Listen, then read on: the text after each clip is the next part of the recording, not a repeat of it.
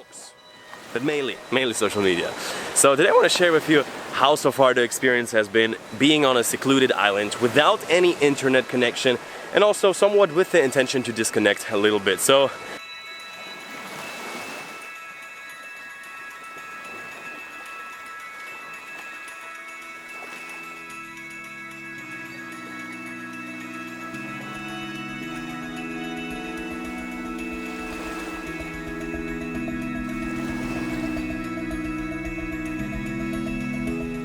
social media detox, and in general consuming less media, consuming less stuff. Today I want to talk to you how, let's say, an overconsumption of media, be it social media, be it the Instagram, be it just YouTube videos, even like this one. This is where I am right now. I am in the Philippines, and I'm spending actually right now a few days completely by myself at the Kiluma camp. If you're interested in that, check out my main channel, Then You Got a World to See. There I share pretty much my travels.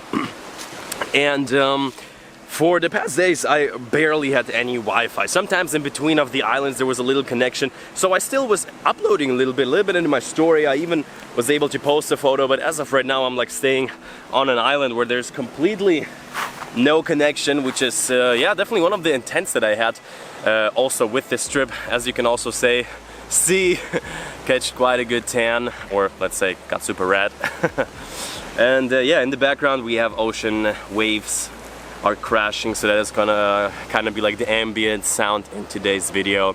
But what I want to really share with you is my perspective on how these days media is affecting us, how that maybe is a little bit different from how it used to be. I wouldn't say it's like a completely different world, and also what you can effectively do to just be more productive, be more present, and how it actually really messes us up and messes our lives up. So in general, I want to talk about the idea and the state of creating and consuming. And I think most people are very much deep down the rabbit hole of only consuming and very rarely creating. And I believe that it is in human nature to create, and I believe that in order to really live an interesting, exciting, but also meaningful life, we need to create.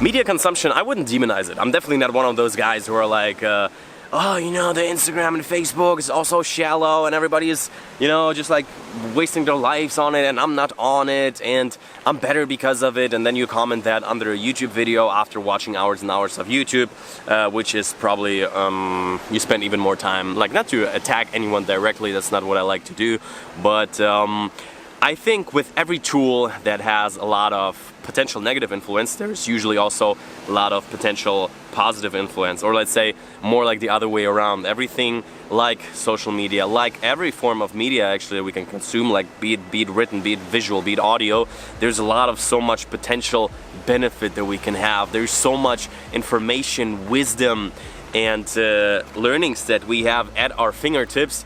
Yet it's also so easy to get lost with it, and I think that is also like the biggest danger and the biggest, let's say, blessing and curse that we have right now, is that there is so much information out there that I would say right now, these days, the big skill to develop is actually the skill of being able to filter out the stuff that actually gets you ahead, that you actually benefit and profit from, or you can, let's say, even benefit maybe in just a way of relaxing and just disconnecting and just I don't say that everything has always to be like information. It's just also sometimes just cool to watch a series in moderation with maybe the right intent.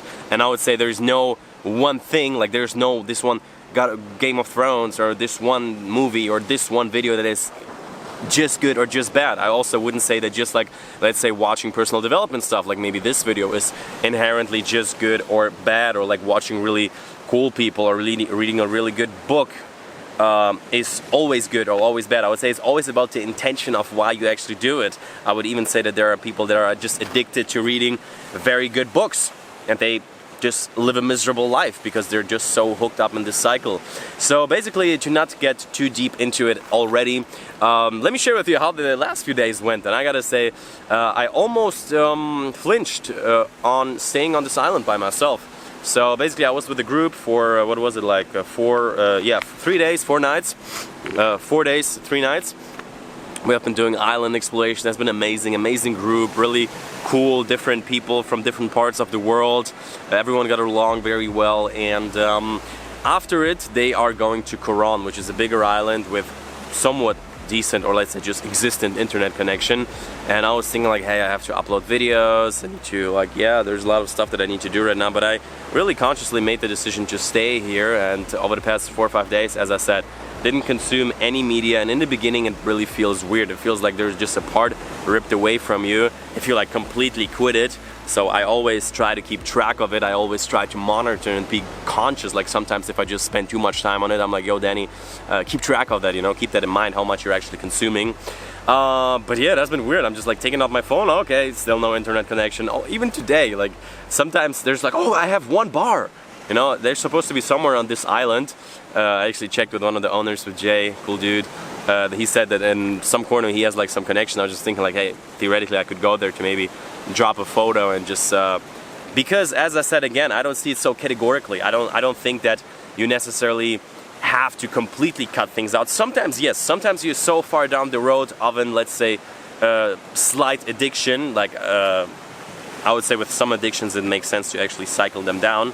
But sometimes it makes sense to completely cut it off, because if you do it a little bit, it's like, oh yeah, I already did a little bit, maybe let me do a little bit more and a little bit more, and then you just hang on the Instagram again all day long. But yeah, even that didn't work. So basically I was checking my phone all day long today, just like picking it out, maybe listening to some music. I don't have any podcast downloaded, again, intentionally, because I want to be present, maybe listen to some music, but for the most part just listen to the ocean sound, maybe record a few videos. This is the first really right now, next to a few epic drone shots that I did here. I'm so happy with the footage right now.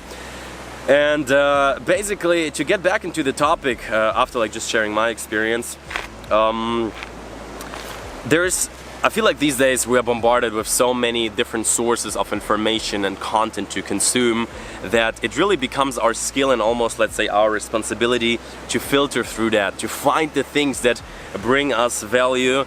And I think one of the reasons why we tend to consume so much and get into these loops, obviously, that's not the reason, but obviously there's a big practical reason. The algorithms are extremely smart. They just learn with everything that you do and offer you stuff that you really resonate with, and it's easy to get into a loop. So that's the practical reason. But I also believe that these days in the Western world especially, we have so much, let's say, opportunity. Yes, I would really call it like that. We have an excess of different things that we could pursue, and there is, for most people, not a huge scarcity. It's like you know, most likely if you're watching this video, you're not like super like laying on the street and homeless. Probably not. If you are, man, you're my homeless subscriber, and I wish the best for you. But very likely you have an abundance of different things that you could listen to, that you can learn, and that also you could actively pursue in your life, that we get almost like a dementia in a way of like, let's say, we just get numb. We don't know what to do, we don't know what to pursue, and we also tend to be quite nihilistic. And what I mean by that is that these days, for example, religions don't have such a strong hold on society anymore, which in some way is good, and in other ways it just destabilized, let's say, overall people in their, like, let's say, hope and let's say default purpose in life. Like some people have been just serving, let's say, a higher entity, which I would say for the most part pretty neutral, and I don't want to talk about religions at all. Like, this video escalated quickly. Usually we don't pursue anything in our lives that we really find meaning in, and we don't get really taught that we should. We just fall into consumerism, we just fall into pretty much pleasure, just like, you know, making things that make us feel good, that make us feel happy, and we confuse let's say emotions of just joy and excitement with being happy, which I think is not the same. I think you can be both, but you can also feel good at times and be miserable in general. So I would say happiness is more of a state of choice, and I think with this abundance of media, what we very often do is we just live a life that is not very exciting. It's not very, we don't see meaning in that. I would say this is the biggest thing. And with that, we just need to fill the gaps. It's very hard to spend time with ourselves and by ourselves. And very often it's just that we see everybody else doing that and we think it almost becomes normal. It becomes normal to be not like present in your life in a way of weeks pass by, months pass by, nothing happens. It becomes, and just like nothing happens in a way of like, you look back and you're like, what did I do with my life? And that becomes painful over time. And over time, sometimes maybe you are in like parts of your life, or let's say stages in your life, where you just need to numb that pain. And this is how very often this media is used. And this is what I meant by, it's always about the intention of why you watch this Netflix series, is why you watch this YouTube video, it's why maybe you even read this book. Do you read it to maybe relax? Do you maybe, or watch it to relax? Or do you watch it to escape extremely negative emotions, which at times saves people? And I think there's time and place. I hope maybe even sometimes some of my videos when people are going through dark times, maybe that can help them to maybe go through that and numb that feeling a little bit with maybe hope. I did that during some times in my life where maybe like financial family struggles. I've been just like listening to audiobooks all the time because I was lacking that positivity a little bit in my life. But then I think that at some point you need to be able to let go of that, and it's very easy to get hooked on it and let it become a drug. And because it's also so normal, and I think it's crazy how much time we spent on there. And the other thing that I want to talk about is the state of creating versus consuming. And what I've noticed for myself is that whenever I enter the state of consuming, which most people are in all the time, and me also. And what I just mean by that is you wake up and you check your phone and you read through messages that you receive, you go through the newest posts, and you basically just consume. And it becomes kind of like a state, or even like a way of thinking of reactive. It's a reactive mode. And then maybe you watch a video, maybe you listen to a podcast, and your brain is occupied. It's occupied and it's consuming, and it's, let's say, it's input. And input can be very important, and at times I think people lack the right input for sure. But then, while things are coming in, it's kind of like, it's not a two-way road. It's not really possible to let stuff in and at the same time put stuff out. I think we either creating or we are consuming. And what I notice is that when I just shut off social media sometimes, or just let's say I try to start my mornings with consuming little, and maybe like during the day then hop on, and it's obviously part of my job to look at what other people are doing, just research ideas, and just consume also content, read books, so I actually have topics to talk about and just new perspectives to share, maybe new information, or like for me, new information. And with consuming a lot of media, it's just you get almost stifled and paralyzed even. You're not able to create yourself.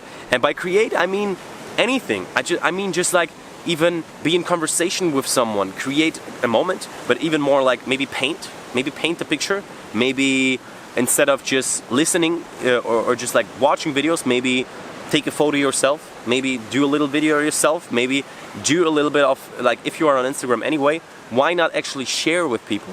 Why not actually use this tremendous power that you have at your hands? Like, I'm not saying you have to, not at all, but I know that many people wouldn't mind. They're just like very stifled by, oh, what are other people gonna say, this and this and that. And then actually, if you put yourself out there, if you go down that road, man, the sunset is just so beautiful, you know? If you actually do go down that road, you actually end up feeling how amazing that can be. And if you then enter the state of creating more and more and more, I just feel that it is part of the human nature. Every time I observe people who are creating, I think everybody is, let's say, has a creative nature. I definitely think that some people are gifted more than others, especially, when it comes to everything. Drawing, speaking, every, let's say, artistic endeavor. But in general, I think that through consuming so much media, we don't allow ourselves the free space, the gaps in our unoccupied brain to actually connect information, to connect things you maybe experience and make conclusions and then share them with the world, or just share them with yourself. Create new thoughts, new ideas. That always happens when you're not occupied, and we tend to be occupied right now all the time for different reasons.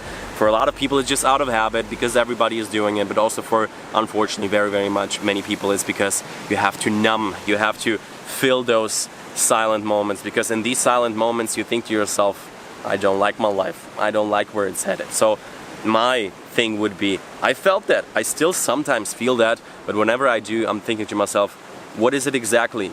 Can I change it right now? If yes, how can I start right now? If not, what can I maybe accept? What can I maybe, and by accepting, actually letting go of it, you know?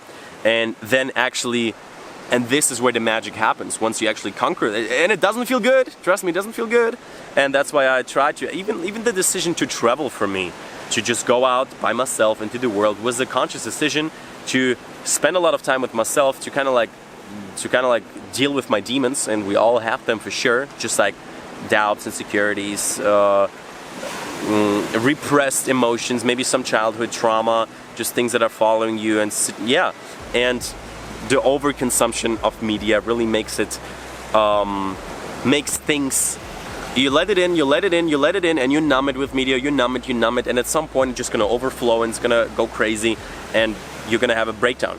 This is what happens. So I would say actually taking planned, let's say, vacations from consuming a lot of media, maybe something like this. Obviously this is kind of like top-notch end game when it comes to that, in a way of, like, you know, just being on a secluded island all by yourself.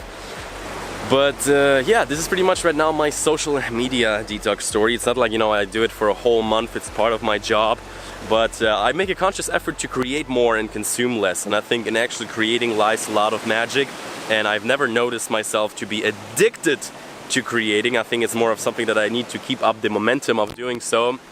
But yeah, I hope you enjoyed this little insight from this absolutely amazing and beautiful place I, as of right now, will be checking out, going to bed, and a few more videos from this island is gonna come. I have a few things that I really want to talk about, and as of right now this channel is still quite small, a few hundred views. If you made it all the way until the end, just let me tell you, I extremely appreciate you watching, your support, and I hope that you get something out of these videos. I definitely get a lot from creating them and bringing them to you. It's right now really my passion project, so it means a lot, and it means a lot that you kept watching. So with that, smash the thumbs up button if you haven't yet, and until next time.